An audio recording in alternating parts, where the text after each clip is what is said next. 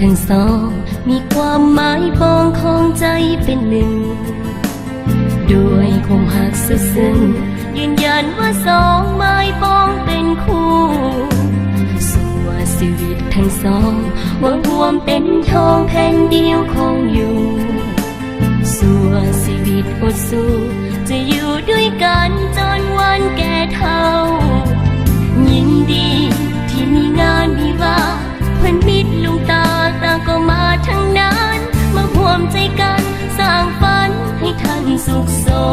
มขอให้ท่านทั้งสองจงคงค้างหากให้ยืนยาวมันขอให้ท่านทั้งสองอย่าไปพันจนถึงวันแก่เฒ่าลงไปเงินทองเกียรติศักดิ์ศรีหรือกันเมื่อนึกสิ่งใดสมปรารถนาพังพลาดผิดมาอภัยให้กัน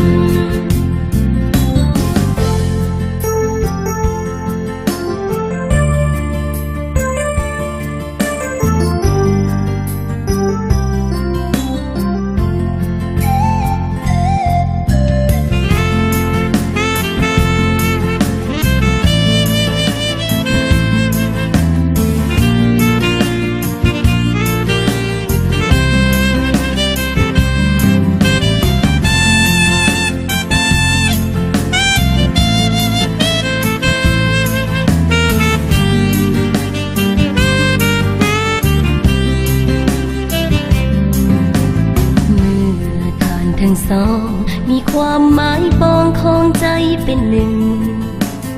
ด้วยความหักสุดซึ้งยืนยันว่าสองไม้ปองเป็นคู่สู่ชีวิตทั้งสองหวังรวมเป็นทองแผ่นเดียวคงอยู่สู่ชีวิตอดสู้จะอยู่ด้วยกันจนวันแก่เฒ่ายินดี